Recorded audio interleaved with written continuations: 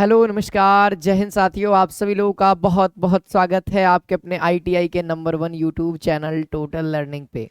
तो दोस्तों, अगर आप लोग भी आईटीआई एंट्रेंस एग्जाम की तैयारी कर रहे हैं तो दोस्तों आप सही जगह पे आए हैं, सही प्लेटफॉर्म पे आए हैं, जहाँ पे दोस्तों आपको फ्री में यूट्यूब पे आप लोगों को कोर्स कराया जा रहा है ना। तो दोस्तों आज हमारा जो क्लास होने वाला है वो फिजिक्स के पहले चैप्टर का ये दूसरा नंबर क्लास होने वाला है, जिसमें दोस्तों चैप्टर का नाम है मात्रक एवं विमा एवं त्रुटि, जहां से त्रुटि से भी सवाल आपको देखने को मिलते हैं। तो हम लोगों ने ऑलरेडी पहले एक क्लास कंप्लीट कर लिया है, तो अगर आप लोगों ने नहीं देखा है तो उस क्लास को देख लीजिएगा, और ये दूसरा क्लास होने वाला है। ठीक है, फिर इसके बाद इसी चैप्टर का हम लोग प्रैक्टिस सेट लाएंगे, जिससे आपके एग्जामिनेशन में सवाल पूछने की पूरी पूरी संभावनाएं हैं। और इसी तरीके से दोस्तों हम लोग हर एक चैप्टर का पहले थ्योरी करेंगे, फिर उसके बाद उसके ऑब्जेक्टिव क्वेश्चंस को लगे हाथ कर लेंगे। इससे हमारा कंसेप्ट पूरा अच्छे तरीके से बिल्ड हो जाएगा, है ना।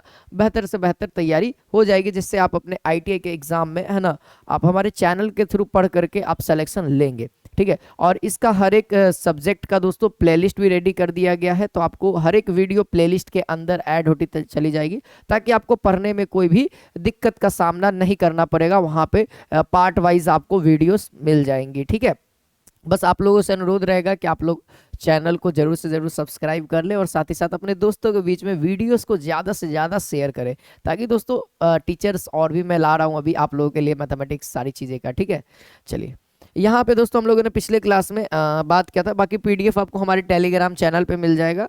ठीक है, और यहाँ पे हम लोग बात कर रहे थे कुछ प्रमुख मात्रक के बारे में, है ना। प्रमुख मात्रक और भी हैं, है ना।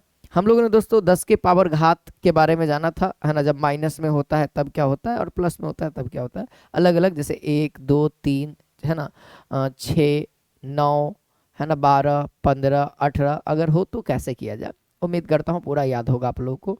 ठीक है, अब देखिए दोस्तों, अब अन्य मात्रक की ओर बढ़ते हैं। यानी अन्य मात्रक में एक पहला मात्रक आता है दोस्तों खगोलीय इकाई, है ना। क्या है दोस्तों? खगोलीय इकाई। खगोलीय इकाई, मैं उम्मीद करता हूं कि आप लोग अच्छे तरीके से, है ना, नोट्स को बनाते चल रहे होंगे, है ना। एयू, इसको एयू भी कहते हैं साथियों, तो आप इसको एयू ब्रैकेट में कर सकते हैं, है ना। खगोलीय इकाई क्या है साथियों? यह दूरी का यूनिट है। ठीक है, यह क्या है साथियों? खगोलीय इकाई क्या है? यह दूरी का इकाई है साथियों, है ना। दूरी का इकाई है या मात्रक है, जिससे जिससे दोस्तों बड़ी बड़ी दूरियों का मापन होता है, जिससे बड़ी बड़ी दूरियों का मापन होता है।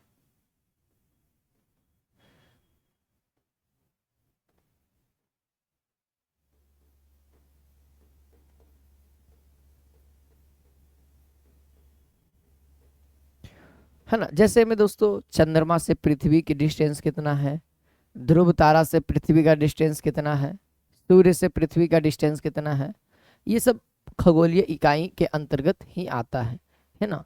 और दूसरी बात दोस्तों कि खगोलीय इकाई है, तो एक खगोलीय इकाई एक इकाई है साथियों, तो जरूर इसका कुछ ना कुछ वैल्यू, यह भी एक दूरी का इकाई है, मात्रक है। और मीटर भी साथियों मात्रक है। तो मीटर एक स्टैंडर्ड मात्रक है, जिसको आपको पता है एसआई सिस्टम में है, जिसको लगभग सारे दोस्त यूज करते हैं ना, सारे देश यूज करते हैं। तब उसके बीच में रिलेशन आप लोगों को भी बताना होगा, तो ध्यान रखेंगे साथियों। एक एयू बराबर कितना होता है? 1.49 इंटू 10 टू द पावर, है ना, 10 टू द पावर साथियों 11 मीटर होता है। कितना होता है? 11 मीटर, है ना, मीटर में अगर चर्चा करें तो। इसके बाद साथियों अगला है एक और, है ना, जिसको हम लोग प्रकाश वर्ष कहते हैं। आपके एग्जामिनर इससे तो भाई पूछे हुए बहुत बार, है ना। तो यहाँ पे डाल दीजिए प्रकाश वर्ष, अंग्रेजी में इसको लाइट ईयर कहते हैं ना, प्रकाश वर्ष।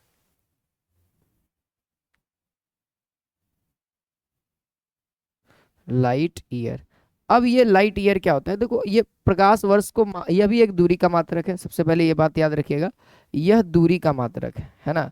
एग्जामिनेशन करते हैं कि प्रकाश वर्ष किसका मात्रक है? दूरी का, समय का, मतलब अदर और भी चीजें रहती है, तो दूरी का यह मात्रक है, दूरी का मात्रक है। अब देखा जाए प्रकाश वर्ष को, समझिए, तो प्रकाश वर्ष कहता है कि निर्वात में, जहाँ पे हवा भी मौजूद ना हो, तो वैसे स्थान को हम लोग निर्वात कहते हैं। हवा मौजूद ना हो मतलब पानी वानी कुछ भी नहीं, जहाँ पे हवा तक मौजूद ना हो, मतलब कुछ भी मौजूद ना हो, तो उसको हम लोग निर्वात कहते हैं, फ्री स्पेस कहते हैं। अब वहां पे अगर प्रकाश को 1 साल के लिए अगर ट्रेवल कराया जाए, तो उसकी स्पीड दोस्तों उसी को हम लोग कहते हैं लाइट ईयर। तो यहाँ से साथियों अगर 1 लाइट ईयर अगर आप मुझसे बात करेंगे, 1 लाइट ईयर है ना, 1 लाइट ईयर मतलब 1 प्रकाश वर्ष बराबर कितना होता है साथियों, याद रखेंगे 9.46 गुने 10 के पावर 15 मीटर। अगर लमसम देखा जाए साथियों तो 10 के पावर 16 मीटर लमसम लमसम है। अगर आप अच्छे से देख पा रहे होंगे तो लमसम लमसम आप लोगों को दिख रहा होगा कि 1 प्रकाश वर्ष 10 के पावर 16 मीटर के बराबर होता है। ठीक है, इतना तो क्लियर कर दें। चलिए अभी और भी यूनिट्स है साथियों जिसको आपको जानना जरूरी है, आगे देखते हैं अगले पेज में हम लोग देख। अब एक और यूनिट है साथियों जिसका नाम है पारसेक।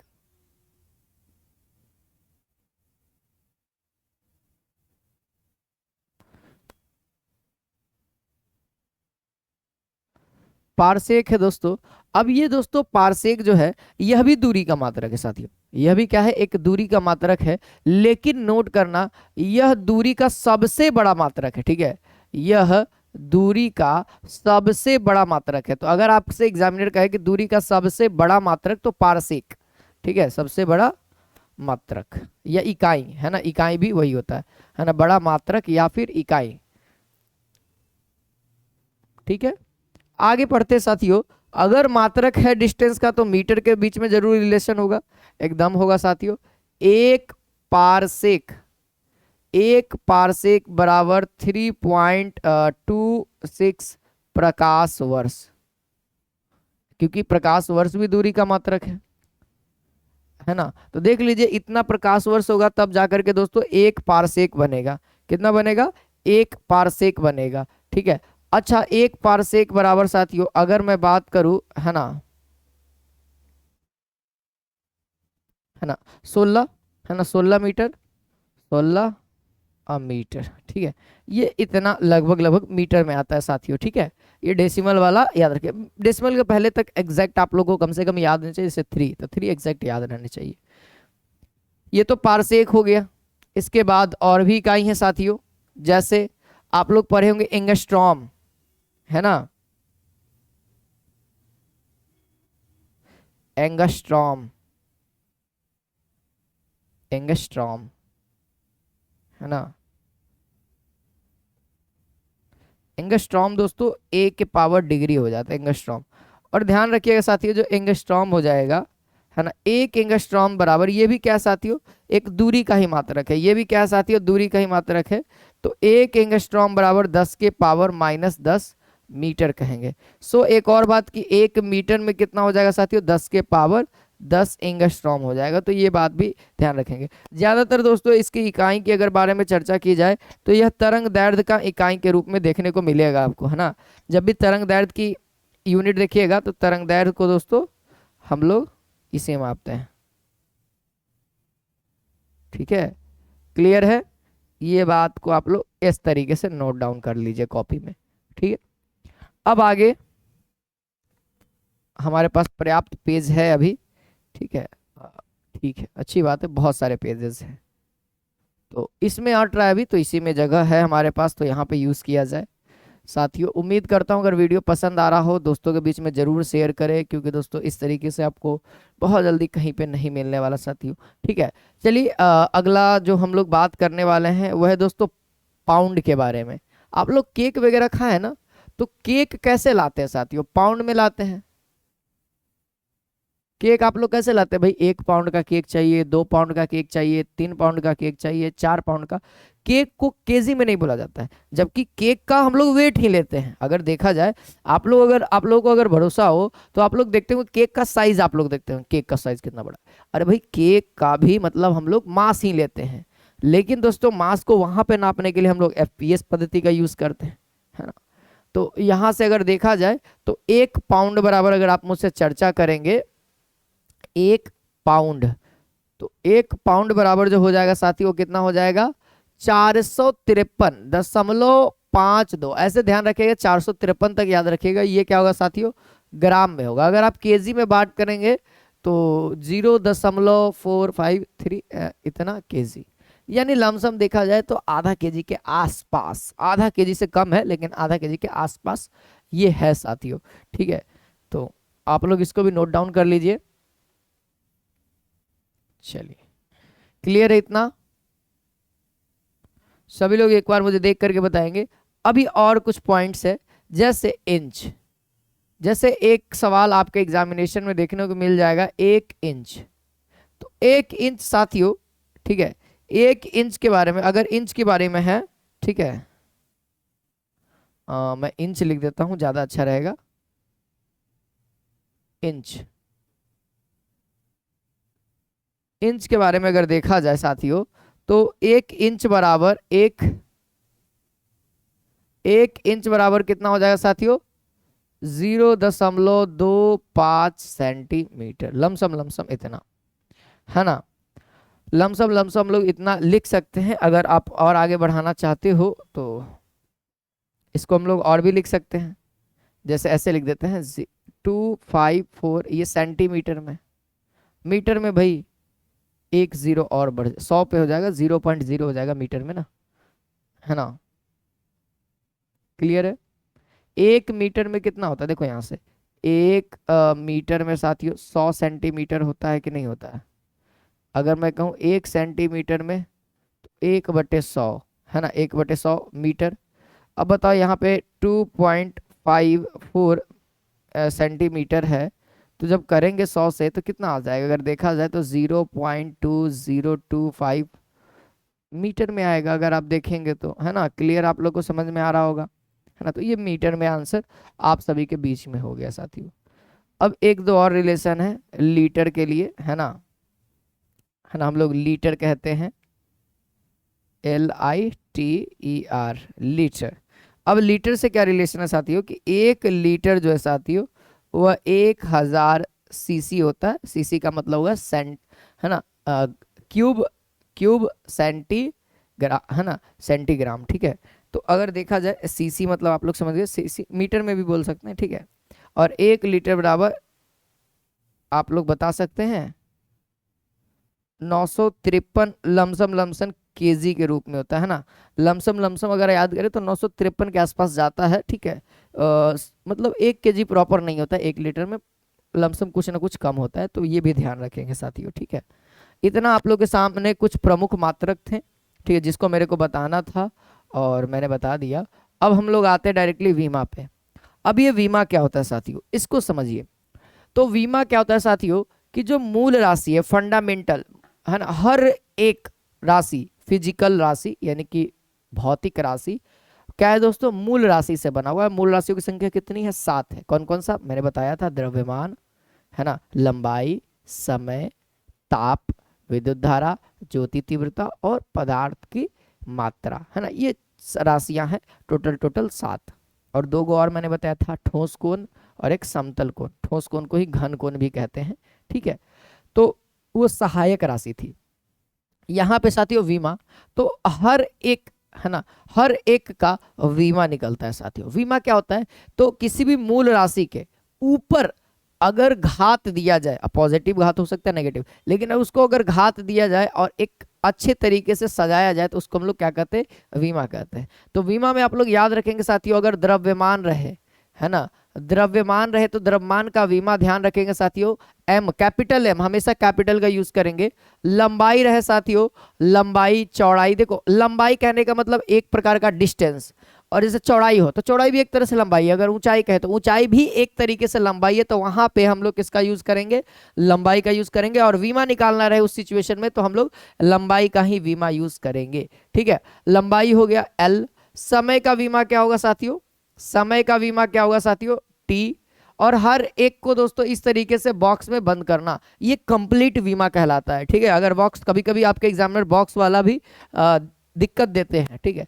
4 को याद रखना है, बाकी सब उसी से आ जाएगा। जैसे तापमान या फिर ताप, तापमान या फिर ताप को आप लोग के भी कह सकते हैं, या फिर आपका कभी कभी एग्जामिनेशन थीटा भी कहता है। तो दोनों में से कोई एक आंसर आपका सही हो जाएगा वीमा के तौर पे। आगे मैं सब चीज क्लियर करूंगा आपको, ठीक है। तापमान हो गया साथियों। अब क्या है? विद्युत धारा, विद्युत धारा। तो विद्युत धारा का क्या हो जाएगा साथियों? या तो आप एम्पियर लिख सकते हो या फिर आई भी लिख सकते हो। तो ज्यादातर तो ए ही रहता है, लेकिन कभी कभी आपके ऑप्शन में आई रहेगा, तो आपको मालूम होना चाहिए ना कि आई भी। तो जनरली आपके लिए इतना इंपॉर्टेंट है साथियों, बाकी फिर आपको सारी चीजें फार्मूले के अकॉर्डिंग होगा, ठीक है। तो फटाफट आप इतना नोट करिए जल्दी से, फिर उसके बाद मैं आपको वीमा निकालना सिखा देता हूँ, है ना। साइड में नोट करिए और जस्ट इसी साइड में आप लोग लिखते चलिए मेरे साथ, है ना, कुछ कुछ एग्जांपल्स। फिर उसके बाद हम लोग सीक्वेंस वाइज, है ना, आपको पीडीएफ खोल करके मैं दिखा दूंगा कि पूरा पूरा चार्ट में दिखाऊंगा अभी, ठीक है, टेंशन मत लेना, ठीक है। सबसे पहले निकालना सीख लो। सबसे पहला एग्जाम्पल मैं बता रहा हूँ दोस्तों, क्षेत्रफल का यानी एरिया का, है ना। क्षेत्रफल का फिजिकल फॉर्मूला क्या होता है साथियों, लंबाई गुने चौड़ाई। तो बताना साथियों, लंबाई और चौड़ाई एक तरीके से दूरी है, और दूरी यानी लंबाई, और लंबाई का विमा मतलब एल। तो बताना एल गुने एल क्या हो जाएगा साथियों, एल स्क्वायर, एल गुने एल, यही है ना, एल गुने एल, तो ये क्या हो जाएगा साथियों, एल स्क्वायर, ठीक है। तो ये विमा हो गया। अगर इसी का स्टैंडर्ड रूप अगर कहोगे, विमा का अगर स्टैंडर्ड, ये हमारा आंसर सही है, एल स्क्वायर। स्टैंडर्ड रूप कहोगे तो एम नहीं है तो पावर में 0, है ना, एल है, एल का पावर जो है वो डाल दो, और टी नहीं है साथियों तो टी के पावर 0, मतलब ये स्टैंडर्ड रूप हो गया, है ना, ये स्टैंडर्ड रूप इसको कहा जाता है। अच्छा, उसी के साथ साथियों अगर दूसरा हम बात करें आयतन की, तो आयतन का फिजिकल फॉर्मूला क्या है दोस्तों, आयतन। तो आयतन क्या होता है साथियों, लंबाई गुने चौड़ाई गुने ऊंचाई। तो तीनों ही दोस्तों देखा जाए तो एक प्रकार की दूरी है, लंबाई भी एक दूरी है, चौड़ाई भी दूरी है, और ऊंचाई भी दूरी है। और दूरी का मतलब लंबाई, लंबाई का यानी विमा क्या होता है, एल। तो देखा जाए 3 गोयल, यानी डायरेक्टली हम कह सकते हैं सर 3 गोयल यानी एल क्यूब। 3 गोयल का मतलब एल क्यूब, ठीक है। और अगर इसी को स्टैंडर्ड में लिखना चाहते हो तो एम नहीं है तो एम के पावर 0 कर दो, एल है एल लिख दो, और टी नहीं है तो टी के पावर 0 लिख दो। ये आयतन हो गया साथियों।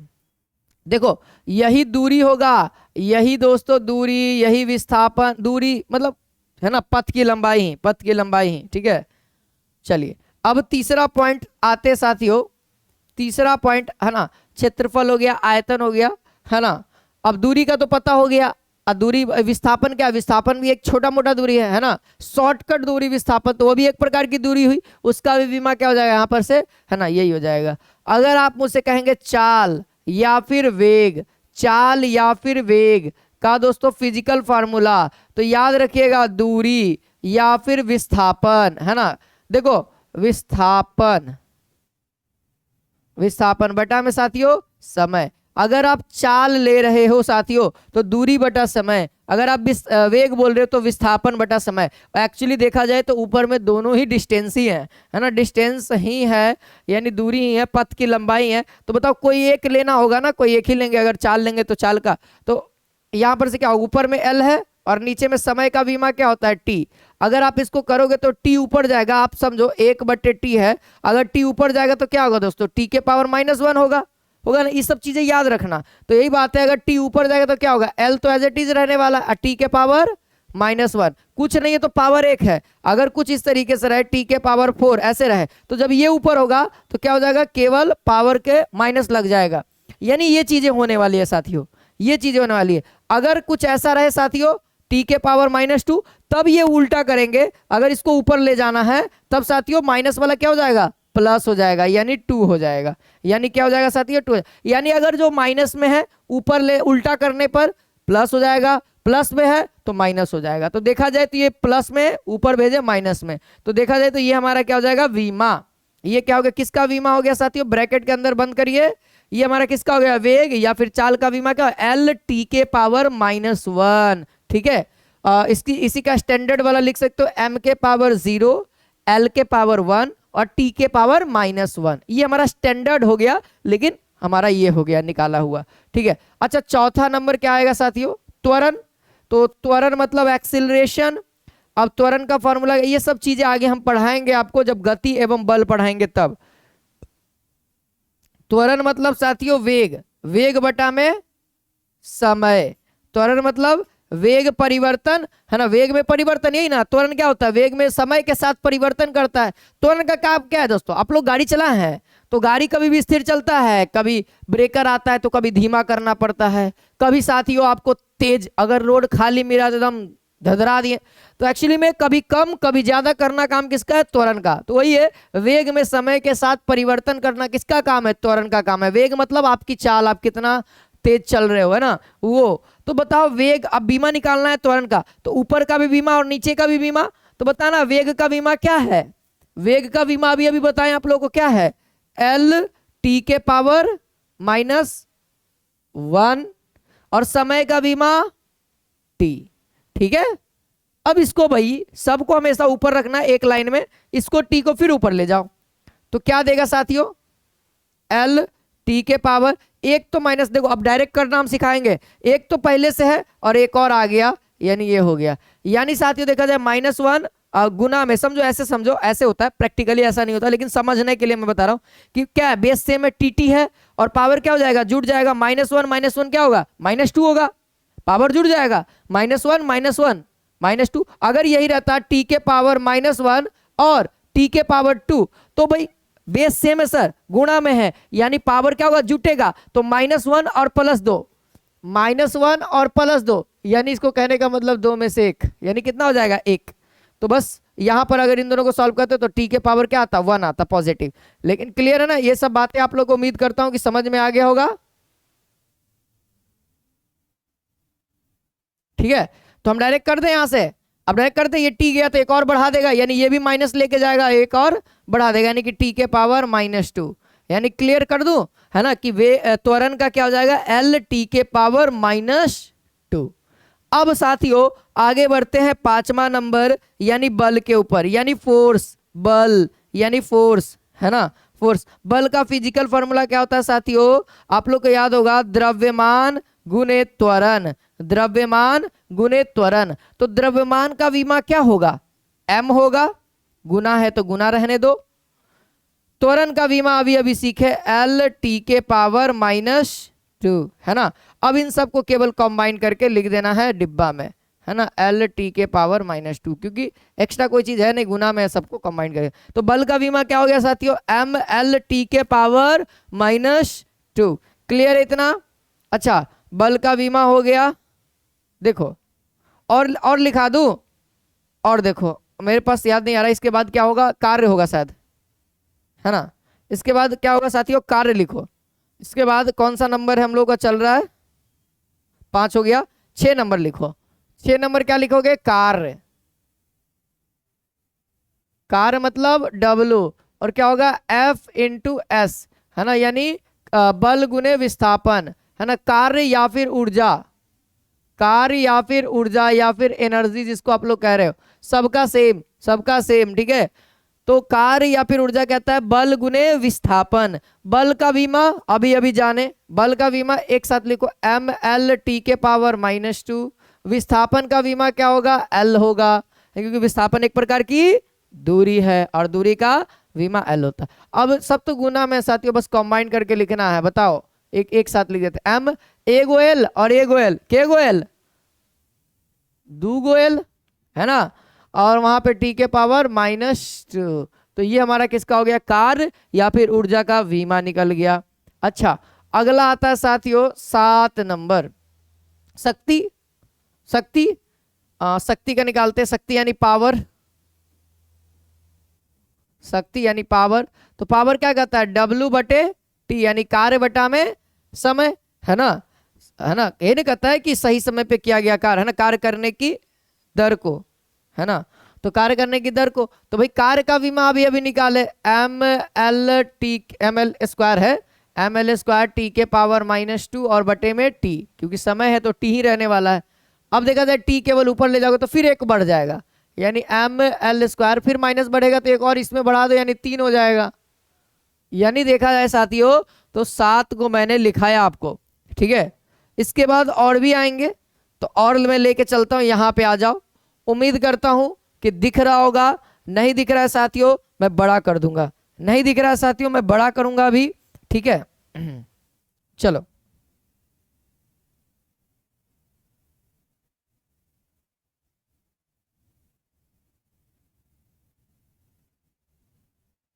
चलिए देखिए, वही चीज लिखा हुआ है क्षेत्रफल का फॉर्मूला यहाँ मात्रक और यहाँ पे विमा लिखा हुआ है। आयतन का मीटर क्यूब एल क्यू। चाल या फिर वेग का फिजिकल फॉर्मूला मीटर पर सेकेंड एल टी के पावर -1। त्वरण का वेग परिवर्तन बटा में समय मीटर प्रति सेकेंड स्क्वायर एल टी के पावर -2। बल का द्रव्यमान गुने त्वरण है ना, इसका एसआई मात्रक न्यूटन, और न्यूटन के साथ साथ एक और एसआई मात्रक लिखा केजी प्रति मीटर क्यूब है ना, केजी प्रति, हाँ मीटर क्यूब, केजी प्रति मीटर गलत लिखा हुआ है ना, इसका होना चाहिए साथियों है ना, केजी मीटर प्रति सेकेंड स्क्वायर, ये होना चाहिए ना, ये होना चाहिए। ठीक है, तो ये थोड़ा सा टाइपिंग एरर होगा, इसको आप लोग ठीक कर लेंगे। ठीक है, और ये क्या हो जाएगा साथियों, एम एल टी के पावर -2 हो जाएगा, एम एल टी के। और कार्य का आप लोग देख लीजिए, जूल होता है, और एक जूल बराबर क्या होगा, न्यूटन मीटर। न्यूटन मीटर, एक जूल बराबर न्यूटन मीटर भी बोल सकते हैं, SI unit M L square T के पावर -2। शक्ति का कार्य बटा में समय watt M L square T के पावर -3 जैसे कि निकाले। अब उसके बाद घनत्व, घनत्व क्या कहता है, द्रव्यमान बटा में आयतन, तो द्रव्यमान का केजी प्रति मीटर क्यूब। इसका विमा भी निकाला जा सकता है, एम एल टी के पावर एम एल के पावर -3, एम एल के पावर -3।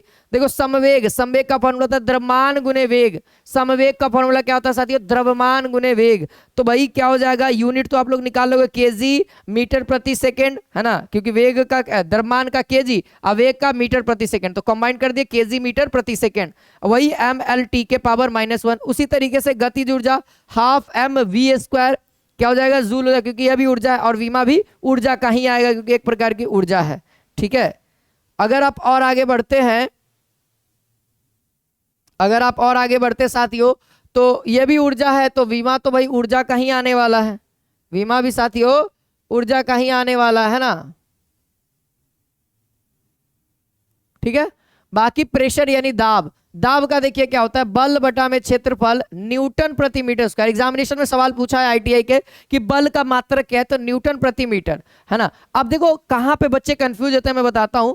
दाब और एक और यूनिट है प्रतिबल है ना, दाब और प्रतिबल देखो है ना, यहां पे ध्यान रखना, न्यूटन प्रति मीटर स्क्वायर, न्यूटन प्रति मीटर स्क्वायर, और साथ ही साथ इसका देखिएगा तो विमा भी सेम है साथियों। ठीक है, आगे देखिए विकृति जो है साथियों, ये भी एग्जामिनेशन पूछता है। देखो ये भी लंबाई में वृद्धि है और यह भी प्रारंभिक लंबाई, दोनों ही देखा जाए तो लंबाई है साथियों, मात्रकहीन होता है, विमाहीन होता है। ये बहुत इंपॉर्टेंट है जो आपको ध्यान में रखना है। आवेग बल गुने समय newton second M L T के पावर -1। जब हम आपको क्वेश्चन कराएंगे तो यहां से बहुत सारे सवाल देखने को मिलेंगे।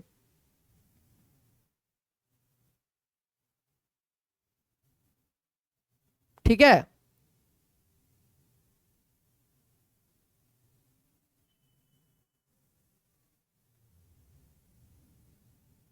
चलिए आगे बढ़ते हैं।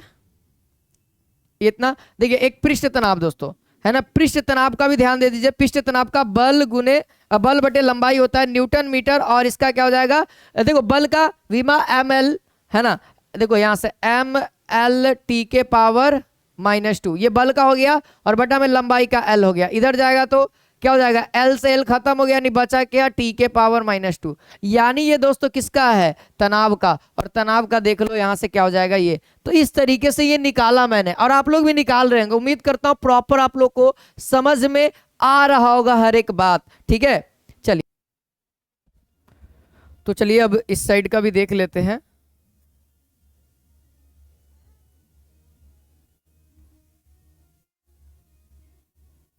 चलिए ध्यान दीजिए साथियों है ना, यहां देखिए गुरुत्वाकर्षण नियतांक, तो गुरुत्वाकर्षण नियतांक का विमा क्या है, बल गुने दूरी बटा में द्रव्यमान गुने द्रव्यमान है ना, जिसका विमा क्या है, m के पावर -1 l के पावर स्क्वायर और t के पावर -2।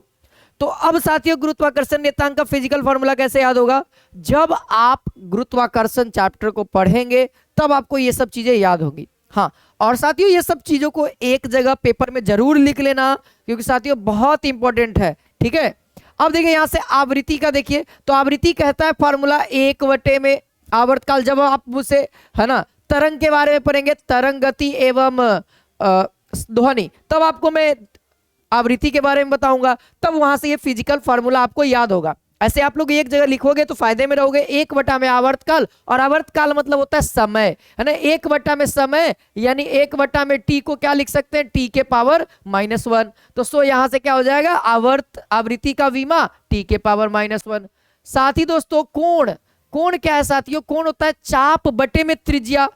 यानी चाप क्या है, जैसे मान लिया जाए जैसे कोई एक सर्किल बनाओ, तो सर्किल बनाओगे तो ये मान लिया सेंटर है इसका, और ये इसका क्या होगा, रेडियस होगा। तो दो रेडियस, तो ये जो लाइन आप लोग को दिख रहा है, ये जो कर्व है ना, जिसको हम लोग कर्व कहते हैं, ये होता है चाप, है ना। और ये क्या होता है दोस्तों, त्रिज्या। तो चाप बटे में त्रिज्या क्या देता है, कोण देता है। तो यह भी एक प्रकार का डिस्टेंस हो गया, देखो यह भी एक प्रकार का डिस्टेंस और यह भी एक प्रकार का डिस्टेंस, यानी डिस्टेंस बटा में डिस्टेंस, यानी एल बटा में एल। तो विमा नहीं आने वाला है, तो इसका विमा नहीं होता, यानी इसका यूनिट होता है साथियों रेडियन, है ना। कोण का, 2D कोण का, 3D कोण का स्टेरेडियन। ठीक है, उम्मीद करता हूं सबको पता होगा। कोणीय वेग, तो कोणीय वेग क्या कहेगा, कोण बटा में समय। अब कोण का तो विमा होता नहीं है, लेकिन समय का होता है, तो 1/t, तो t इनवर्स, है ना। अब कोणीय त्वरण यानी कोणीय वेग बटा में कोणीय समय, है ना। कोणीय वेग बटा में समय, कोणीय वेग का t इनवर्स बटा में t, तो t ऊपर जाएगा तो t के पावर -2 देगा, यानी यहां से ये इसका विमा हो गया। अब आता है दोस्तों जड़त्व आघूर्ण। जब आप न्यूटन्स के बारे में, न्यूटन्स के नियम के बारे में पढ़ेंगे बल एवं गति के अंदर, तब आपको जड़त्व आघूर्ण के बारे में भी पढ़ना होगा, है ना। तो यहाँ पे दोस्तों उसका फॉर्मूला क्या होता है, द्रव्यमान गुने दूरी का स्क्वायर, द्रव्यमान गुने दूरी का स्क्वायर। जहां से आप लोग ये क्रिएट कर सकते हो, द्रव्यमान मतलब m, गुना है गुना दूरी का स्क्वायर मतलब l स्क्वायर। यानी अगर इसको अच्छे से कंबाइन किया जाए तो ये कुछ ऐसा देगा, और जो कि आपके सामने लिखा हुआ है। अच्छा आगे देखेंगे साथियों, आगे यहां से एग्जामिनर सवाल किए हैं आपके एग्जाम में, उसको जरा ध्यान देने वाली बात है। ठीक है, अब देखिए साथियों यहां पे, है ना, कोणीय संवेग या फिर आघूर्ण इसको कहते हैं। तो जड़त्व आघूर्ण गुने कोणीय वेग, तो कोणीय वेग का तो t इनवर्स होता है साथियों, और गुना है क्या, जड़त्व आघूर्ण। यहां देख लो ml स्क्वायर, बस इसको कंबाइन करके अपने को क्या कर देना, लिख देना है। देखा जाए, देख लो ये हमारा आंसर आ गया। तो हर एक यहाँ पे जो मैंने लिखा है एकदम सीरीज वाइज लिखा है, ताकि आपको समझने में 1% का दिक्कत नहीं होगा। ठीक है, अब उसी तरीके से रेखीय प्रसार गुणांक थीटा होता है ना, टेम्परेचर, तो बस ऊष्मा गुने दूरी बटा में क्षेत्रफल गुने ताप समय, तो इसका क्या हो जाएगा, विमा थीटा इनवर्स हो जाएगा। बस इतना याद रखना, क्योंकि इसका मात्रक दोस्तों क्या होता है, डिग्री सेल्सियस, तो विमा क्या हो जाएगा, डिग्री सेल्सियस, 1/में डिग्री सेल्सियस, है ना, या फिर इसको बोलते हैं डिग्री सेल्सियस इनवर्स, है ना, ये होता है साथियों। तो भाई ये डिग्री किसका है, टेम्परेचर का, यानी 1/में टेम्परेचर, टेम्परेचर का विमा क्या होता है, थीटा, और थीटा जब ऊपर जाएगा तो थीटा इनवर्स हो जाएगा। तो बस वही चीजें यहां पर से भी आपको देखने को मिल रहे हैं। प्लैंक नियतांक साथियों, ये आपके आईटीआई के एग्जाम में पूछा हुआ है, ये आपके आईटीआई पैरामेडिकल सब में पूछा है साथियों, है ना, पॉलिटेक्निक में ये आपका साथियों, पॉलिटेक्निक में इसका यूनिट पूछा है साथियों, इसका पॉलिटेक्निक में यूनिट पूछा था, है ना, डिग्री सेल्सियस इनवर्स, है ना। और यहां से प्लैंक नियतांक ये आपके आईटीआई के एग्जाम में और पॉलिटेक्निक के एग्जाम में पूछा है। ठीक है, और ये भी आईटीआई के एग्जाम में पूछा है, ये 2018 में पूछा था, ये आपका 2019 में पूछा है। ठीक है, ऊर्जा बटा में आवृत्ति क्या हो जाएगा साथियों, ml स्क्वायर t के पावर -1। ठीक है, इसी तरीके से श्यानता गुणांक का ये गलत लिखा हुआ है, ठीक है, टाइपिंग वाले ने गलत किया, ml के पावर -1 t के पावर -1 क्या साथियों, श्यानता गुणांक का विमा है। ठीक है, विशिष्ट उष्मा साथियों, है ना, क्या हो जाएगा, l स्क्वायर t के पावर -2 और थीटा के पावर -1, ये विशिष्ट उष्मा का क्या है साथियों, विमा है। क्लियर है इतना।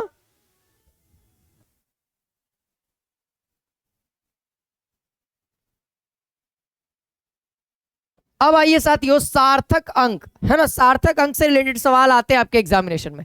तो सार्थक अंक को समझना बेहद आसान है, समझिए बात को।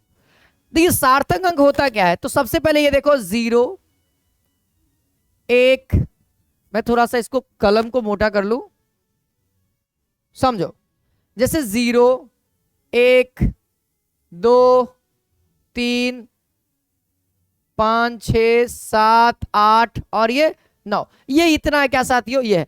अब देखा जाए साथियों सार्थक अंक क्या हो जाएगा, मतलब जिसका कोई अर्थ हो, तो यहां से 1 से लेकर के 9 तक सारे सार्थक अंक कहलाते हैं। ठीक है, फेरा पड़ता है दोस्तों किस पे, है ना, फेरा फंसता है किस पे दोस्तों, जीरो पे।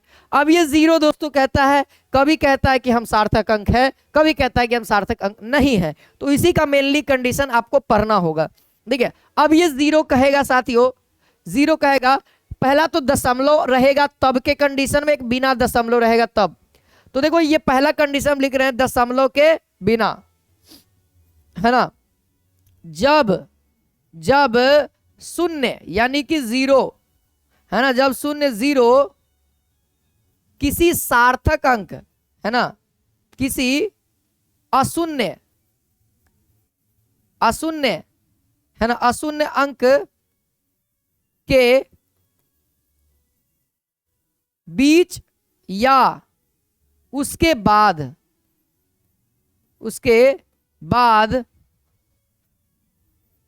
आता है तो वह सार्थक कहलाएगा, वह सार्थक अंक होगा।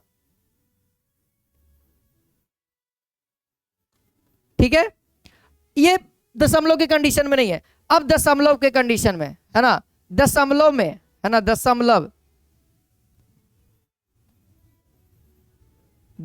में, अब दशमलव में क्या कंडीशन होगा साथियों, जैसे आप इसका एग्जांपल देख सकते हो।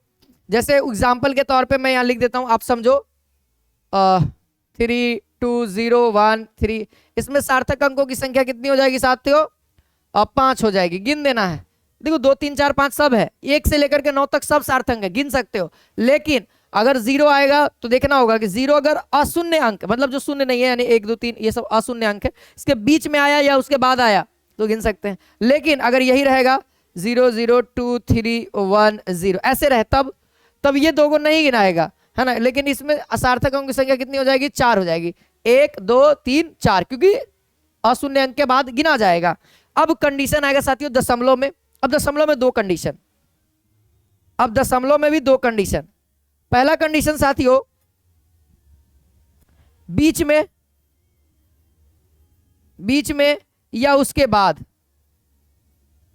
बाद वैलिड है, अशून्य अंक के बीच में। जैसे ये कंडीशन लिखा, पहले वैलिड नहीं है, पहले वैलिड नहीं है, बस ऐसे बना लो, बस ऐसे बना लो, आराम होगा। अब देखो इसके ऊपर सवाल करो, पहले इसके ऊपर पहले सवाल करते हैं। जैसे आपको समझना होगा, जैसे 0.03201 ऐसे रहे, इसमें सार्थक अंकों की संख्या अगर पूछा जाए साथियों, आप कितना बोलोगे, 1 2 3 4 5 बोलोगे। 5 सार्थक अंक कितने हैं, 5 हो जाएंगे। लेकिन साथियों अगर मैं यही सवाल कर दूं 5.300462, इसमें सार्थक अंकों की संख्या तो सब गिना जाएगा, क्योंकि भाई पॉइंट के, है ना, ये गिना जाएगा 1 2 3 4 5 6 7। यानी इसमें दोस्तों सार्थक अंकों की संख्या कितनी हो जाएगी, 7 सार्थक अंक है। सार्थक अंक कितने साथियों, 7 हैं। डन रहे, ठीक है। उम्मीद करता हूं कि सार्थक अंक आपको निकालने में कोई परेशानी नहीं होगी। जब हम सवाल कराएंगे तो उस समय और बढ़िया से सिखाएंगे, है ना, और क्लियर होता चला जाएगा। अब देखिए त्रुटि वाले सवाल को बड़े आराम से समझिएगा, स्मूथली दिमाग रखिएगा, फॉर्मूला पे सब ये चीजें हैं। प्रतिशत त्रुटि कहता है कि त्रुटि आपका है कितना, वो राशि है क्या, और ये 100 से गुना। तो ये पूरे कैलकुलेशन क्या आएगी दोस्तों, प्रतिशत त्रुटि देगा। ठीक है, यहां पे सवाल से आपको मैं समझाता हूं कि एक गोले की त्रिज्या के मापन में 2% की त्रुटि होती है। यानी ये त्रुटि दिया हुआ किसका, त्रिज्या का त्रुटि दिया हुआ है। इसके आयतन के मापन में कितना % की त्रुटि होगी, है क्या दोस्तों, गोला है। गोला का आयतन का फॉर्मूला क्या होता है दोस्तों, आपको पता होगा 4/3 पाई आर क्यू, है ना, यही होता है। क्लियर है। देखा जाए साथियों वैलिडिटी किसका है, चेंज कौन होगा, आर क्यू होगा। चेंज कौन होगा साथियों, आर क्यू होगा कि नहीं, क्योंकि रेडियस में त्रुटि है ना। तो बताना यहां से क्या हो जाएगा, ये जो पावर होता है साथियों, देखो बनाने का तरीका सीख लो ताकि आपको त्रुटि वाले सवाल में कभी मिस्टेक ना हो। जिसका हम लोग को चाहिए वैलिडिटी, वैलिड वाला, जो भी वैलिड हो जिसका मान बदल सकता है, उसको हम लोग लेके चलेंगे। बाकी 4/3 कांस्टेंट है, पाई का भी वैल्यू कांस्टेंट है। बचा कौन दोस्तों यहाँ पे, तो आयतन में जो त्रुटि होगा साथियों, आयतन में जो त्रुटि होगा वो क्या होगा साथियों, आर क्यू, यानी क्यूब यहां हो जाएगा, और बाकी साथियों जो त्रुटि है वह दोस्तों कितना है, आयतन के साथ ये आयतन ये रेडियस में त्रुटि है, तो रेडियस में त्रुटि कितना का है, 2% का त्रुटि है, तो ये फाइनली जो निकल के आएगा 6%, ये किसका त्रुटि होगा साथियों, ये आयतन का त्रुटि होगा, है ना, ये आयतन का त्रुटि होगा साथियों, एकदम बढ़िया से क्लियर करना, त्रुटि होगा, ठीक है। देखो जैसे अगला सवाल आप देखो, अगला सवाल आप देखो, समझ में आएगा आपको, प्रॉपरली समझ में आएगा। कह रहे गोले के व्यास के मापन में 1% की त्रुटि हुई, गोला का व्यास का मापन में 1% का त्रुटि हुआ, इसके आयतन के मापन में कितने परसेंट की त्रुटि होगी। सबसे पहले ये बताओ वॉल्यूम का आय क्या है, व्यास के रिस्पेक्ट में ही बताना, ठीक है, 4/3 पाई आर क्यूब, है ना, यही होगा ना। चलिए तो साथियों अगर आप यहां से आर का जगह पे 2r भी रखोगे तो कोई भी फायदा नहीं है ना। देखिए ऐसे कर सकते हैं, 2r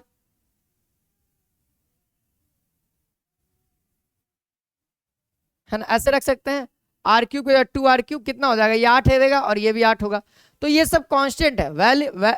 वेरी कौन कर रहा है दोस्तों, है ना, आर वेरी कर रहा है ना, आर वेरी कर रहा है, इसके जगह पे तो डी रख देंगे, आप लिख सकते हैं क्या, पाई आर डी क्यू अपॉन 8, ये भी कांस्टेंट, ये भी कांस्टेंट, 8 भी कांस्टेंट, वेरी कौन कर रहा है, डी, और उसका पावर कितना है 3, तो आयतन में जो जो पावर है वो, और बताना डी यानी कि व्यास, अब व्यास का बताना त्रुटि कितना परसेंट है, तो व्यास का त्रुटि 1% है, तो 1% से गुना कर दीजिए, यानी दोस्तों जो त्रुटि आने वाला है ना आयतन में, वह 3% का त्रुटि आने वाला है।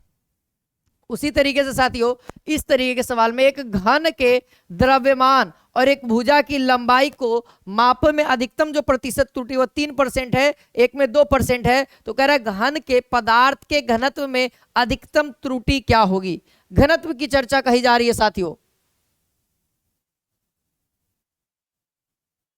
जल्दी करिए आप लोग,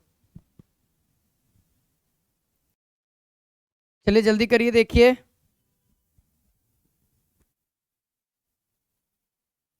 देखिए दोस्तों, जब तक आप लोग ट्राई नहीं करेंगे तब तक कुछ समझ में नहीं आने वाला है, तो ट्राई करना बहुत जरूरी है।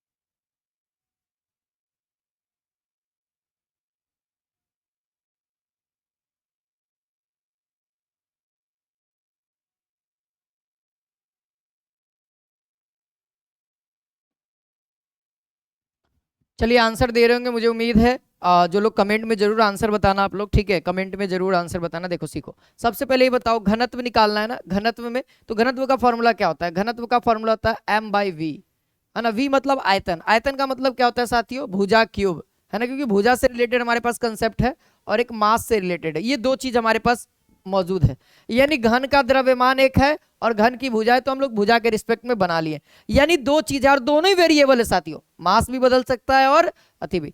तो यहां से बताना ये हमको क्या निकालना है दोस्तों, घनत्व में त्रुटि, तो त्रुटि का मतलब त्रुटि हो कितना रहा है घनत्व में, तो डेल रो से डिनोट करते हैं, और एग्जैक्ट देखा जाए आपको मैंने अभी फॉर्मूला लिखा है, देखो ये एक्चुअली में ये राशि है किस चीज का, तो घनत्व है ना साथियों, राशि, तो घनत्व और गुणे परसेंटेज, ये क्या दे दिया साथियों 100%, है ना, तो ये प्रॉपर क्या देगा, ये प्रॉपर क्या देगा दोस्तों, ये घनत्व में त्रुटि देगा।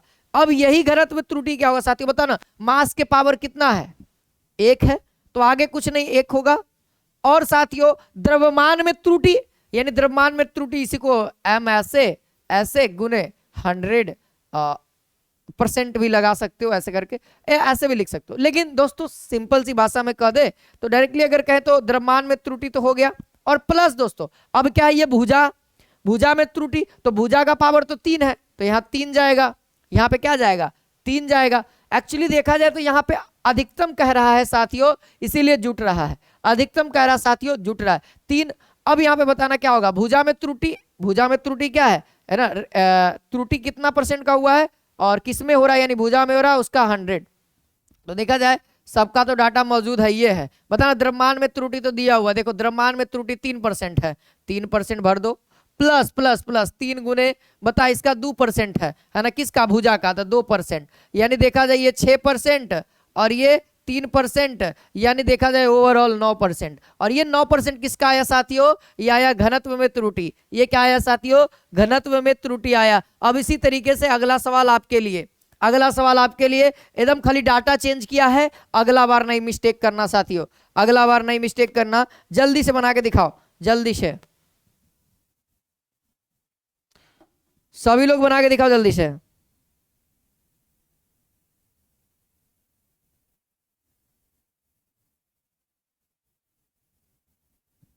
भाई द्रव्यमान में त्रुटि वही चीज है ना, देख लो भुजा की लंबाई, देखो यहां से रो बराबर क्या हो जाएगा m/v, और v को हटाएंगे यानी कि एक ही होगा। क्लियर है, बस सेम फॉर्मूला तो चेंज नहीं होने वाला है। तो यहां लिख दें घनत्व त्रुटि, घनत्व त्रुटि प्रतिशत बराबर पावर कुछ नहीं 1 है ना, जो पावर होगा वही साथियों m, द्रव्यमान त्रुटि, द्रव्यमान त्रुटि प्रतिशत प्लस पावर कितना है 3, और ये 3 क्या हो जाएगा साथियों, किसका है, भुजा का। तो यहां लिख देते हैं भुजा त्रुटि प्रतिशत। तो अगर आप कैलकुलेट करोगे तो 4 प्लस 3 3 9 और 9 4 कितना हो जाएगा 13%। तो यहां से साथियों 13% की क्या हो जाएगी, त्रुटि हो जाएगी, किसमें, पूरे पूरे घनत्व में। चलिए अगला सवाल, अगला सवाल बना के दिखाइए। अब ये गतिज ऊर्जा में है, अब की क्या है साथियों, गतिज ऊर्जा की त्रुटि है। गतिज ऊर्जा का फॉर्मूला लिख देता हूं, हाफ mv²। देख लो मास भी है और ये वेलोसिटी भी है, और यहां से क्या कह रहा है, अधिकतम त्रुटि कितनी होगी।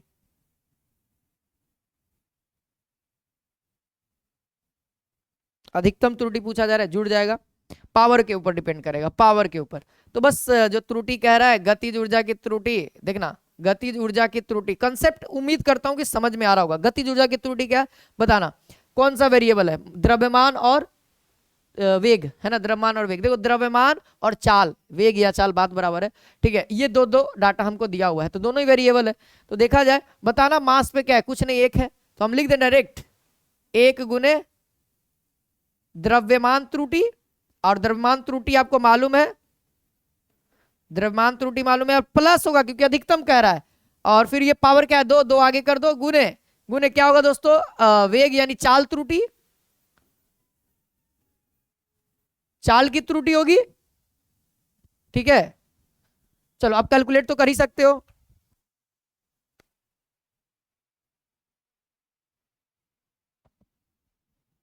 है ना, बस कैलकुलेट करना क्या है सर, द्रव्यमान के जगह पे कितना 2%, और ये 2 गुने त्रुटि 3%, यानी सर 7% ओवरऑल ये मिस्टेक होने वाला है ना, यानी 7% की गतिज ऊर्जा में त्रुटि होने वाली। तो यानी ये भी चीजें क्या है दोस्तों, फिजिकल फार्मूले पे ही बनने वाली है ना। अब सर बात आपके दिमाग में आ रही है कि सर कैसे पता करें कि कौन वाला वेरिएबल होगा, यहाँ पे कौन सा लिखाएगा।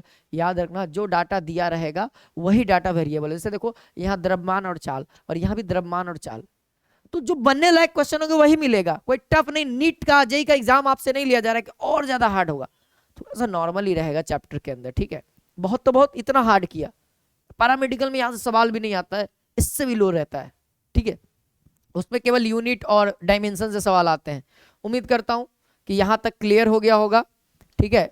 और आज के लिए ये चैप्टर यहीं तक होता है दोस्तों, और मैं चाहता हूं कि आप लोग इस वीडियोस को ज़्यादा से ज़्यादा शेयर करें, और ये चैप्टर यहीं पे समापन होता है थ्योरी का।